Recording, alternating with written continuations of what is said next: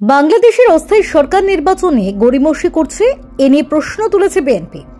অন্তর্বর্তী সরকার 6 মাস অতিক্রম করলেও তারা বলতে চাইছে আগে সংস্কার পরে নির্বাচন। এ নিয়ে বিএনপির মধ্যে সৃষ্টি হয়েছে চরম ক্ষোভ।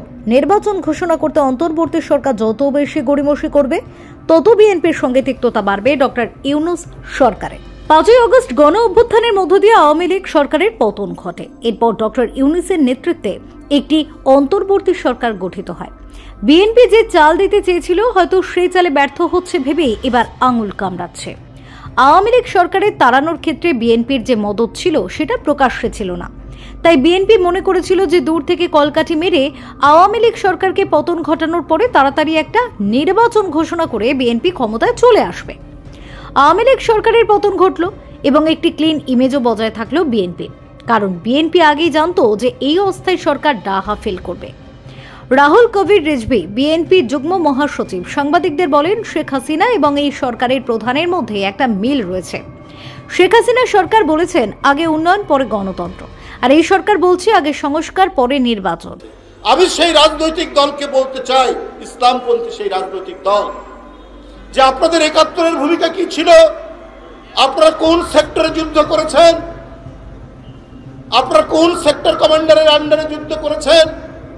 বাংলাদেশে কেউ দেশপ্রেমিক নেই, শুধু একটি রাজনৈতিক দল দেশপ্রেমিক। এই ধরনের বিভ্রান্তির আপনারা তৈরি করলে মানুষ হাসবে, মানুষ হাসি ছাড়া আর কিছু নেই। রাজনৈতিক বিশ্লেষকরা মনে করেন পরিস্থিতি ক্রমশ যেদিকে এগোচ্ছে তাতে বিএনপি এবং জামায়াতের যে মিত্র শক্তি আওয়ামী লীগ সরকারের পতন ঘটিয়েছে সেটা অবিলম্বে আলাদা হয়ে মুখোমুখি সংঘর্ষে লিপ্ত হতে যাচ্ছে। এতদিন রিজভী ভারত ও বিরোধী প্রচারেই ব্যস্ত ছিলেন, এখন রিজভী সরাসরি সরকার প্রধান ডক্টর ইউনূসকে আক্রমণ করছেন। এবারে সময়ের শুধু অপেক্ষা যে বিএনপি এবং জামায়াতের লড়াইটা কখন শুরু হবে।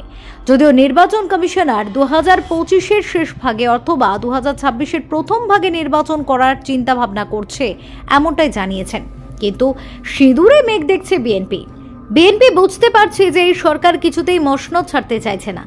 বাংলাদেশের মানুষকে ভারত বিরোধী স্লোগান তুলে নিজেদের আখের গোছাতে ব্যস্ত এই সরকার। দেরিতে হলেও বোধোদয় হয়েছে বিএনপির সরকারের, তাই তারা আর কাল বিলম্ব করতে চাইছে না নির্বাচন নিয়ে। যত দ্রুত নির্বাচন হবে তাতে বাংলাদেশ একটি গণতান্ত্রিক সরকার তৈরি হবে এবং সাধারণ মানুষ উপকৃত হবে। আজ যেমন নিত্য প্রয়োজনীয় দ্রব্যমূল্য নিয়েও কথা বলেছেন রিজভী। ইতিমধ্যেই তিনি বলেছেন 2 টাকা থেকে 10 টাকা 1 মাসের মধ্যে জিনিসের দাম বেড়েছে। একটা জিনিস রাজনৈতিক বিশ্লেষকরা মনে করছেন, আর হয়তো মাসখানেক অপেক্ষার পরে বিএনপি এবং অস্থায়ী সরকারের বন্ধুত্ব একেবারেই রাজপথে যুদ্ধের ময়দানে নেমে যাবে। একে অপরের বিষোদ্গার করতে এখনই শুরু করে দিয়েছে। রাজনৈতিক বিশ্লেষকরা মনে করছেন বিএনপি এবং অস্থায়ী সরকারের মধ্যে যত তিক্ততা বাড়বে ততই আওয়ামী লীগ খেদানোর যে পরিকল্পনা ছিল সেটা প্রকাশ্যে চলে আসবে এবং বিএনপি, জামায়াত এবং ডক্টর ইউনূসের সুপরিকল্পিত একটা প্ল্যান যে ছিল সেটাও সাধারণ মানুষের সামনে চলে আসবে। ফেরো রিপোর্ট, বাংলা এখন।